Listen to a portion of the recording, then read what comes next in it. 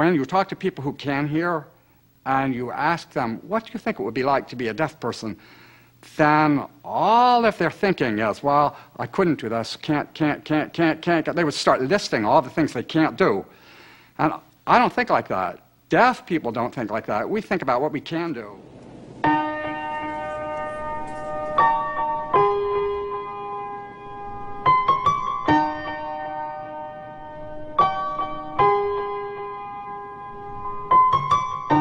Imagine there's no heaven. It's easy if you try. No hell below us. Above us only sky. Imagine all the people living life for today. Imagine there's no country.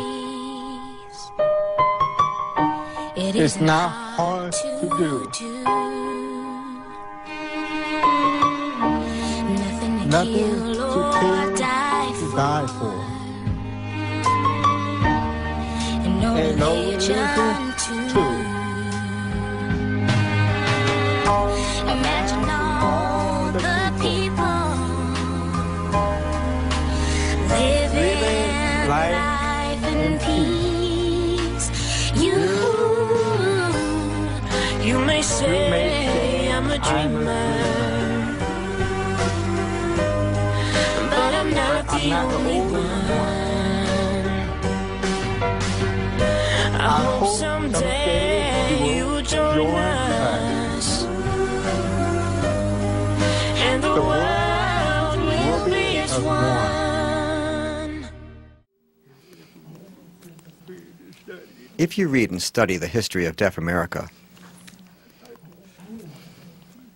you'll find that some parents will try anything to, quote, cure their deaf child. Fathers like mine who tried different ways for their deaf sons to get their hearing back again. Most common one dealt with for airplane flights. They would fly the plane, bring the deaf boy in the cockpit. The plane would take off and do loops. Hoping the boy would get his hearing back again. For centuries, deaf people were belittled and underestimated. They were considered unintelligent, incapable of rationality and thought. Early philosophers ridiculed deaf people. Aristotle said, "Those who are born deaf all become senseless and incapable of reason." When discussing innate intelligence, Socrates claimed people born perfect, but without speech, gave no sign of intelligence. Thus, deaf people are incapable of language and ideas. But since then, people have been less critical and condemnatory towards the deaf community. In 1817, the American School for the Deaf, the first deaf school in America, was founded. In 1864, in Washington, D.C., Gallaudet University was chartered by Abraham Lincoln to become the first deaf university to offer higher education. And finally, in 1990, the Americans with Disabilities Act was signed into law, prohibiting discrimination on disability, making comments like those of Socrates and Aristotle illegal.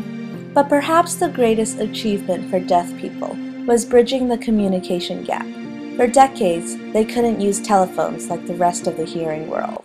Robert Whitebrecht was himself deaf. A brilliant physicist, he'd worked on the Manhattan Project. Whitebrecht developed a way to make telephone communication visible, using a modem and a teletypewriter. The TTY was a giant step for deaf people, but it was just the first one. Over the next 25 years, they would be closed captioning for TV, relay calls, pagers, and video phones. Technology was working for the deaf world. People need to realize that we're normal. Don't just look at my ear. Don't look at it as a physical handicap. We're normal, really. Yes, we do have some accommodations to be made to survive in a society where it's dominated by hearing people. But at the same time, if you were to come into the room and it would be full of deaf people, then you would need the accommodation too. Because we have our own language, we have our own culture, we have our own standard language, ASL, American Sign Language. When I went to high school my senior year, I was the only deaf guy there. There was another deaf guy there, but he was a freshman. And it's not very typical for a freshman to hang out with a senior, but he and I were like best buds. We were close, and we hung out together because we cherished the same language. Hi, my name is Alan Law. I'm the owner of the Sign Language Center. Number one is my language, and I love, sharing with the community, and I love to see people grow. So there's 3 different sign languages involved: ASL, PSB, and SEE.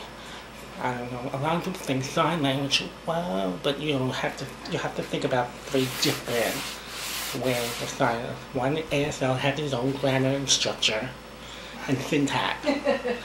The other 2 don't.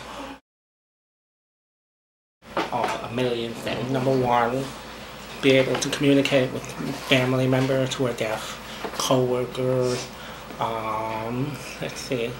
jobs. There's a lot of jobs out there that are in the field of American Sign Language, which is interpreting. I just hope to be here for another 50 years. I love being here. I meet so many wonderful people. And the teachers here, one thing that's unique about this school, because opposed to the other school, all the teachers here are deaf. All. I believe it should be taught by deaf native signers, because we can incorporate with deaf culture and share it with our students. For the final project of my freshman year art seminar class, I had to choose a community, presumably one abundant with arts, to study. Some of my classmates chose ethnic cultures like Italian, while others chose specific forms of art like dance or street art. But I chose the deaf community, which I believe remains a mystery to the majority of the world. While they may not have specific cuisines or specific art forms, they do have a language. And I think that's what draws people in. The art of American Sign Language. I was born deaf in my left ear. I remember in elementary school we used to play this game called telephone. The game is simple. One person makes up a sentence and he or she whispers the sentence into another person's ear, and this continues until the whole classroom has heard the sentence. Obviously, by the end, the sentence is completely distorted from its original meaning. But what I remember is always having to turn my head in order for the person to whisper into my right ear. And I remember thinking, wow, this is so embarrassing. Nobody else has to do this. And my ear doctor used to ask me if I wanted to be a part of the special education program in school. And back then, I associated special education with abnormality and weirdness. They were different, they were weird, they had problems. And that was what I heard and learned from my peers, and I grew up thinking I had to be ashamed of being half deaf, and as a result I never told anyone. I wanted it to be a secret that I had some sort of awful disability. And then I discovered American Sign Language, and I learned about Helen Keller, and I realized that people aren't limited. Deaf people aren't limited. They're anything but that. They have created such a beautiful visual and artistic language that allows them to communicate with perfect grammar and syntax, and that's nothing to be ashamed of. And I guess in some ways I always felt like I was a part of the deaf community, but I realize now that you don't have to be deaf or hard of hearing to be a part of this community.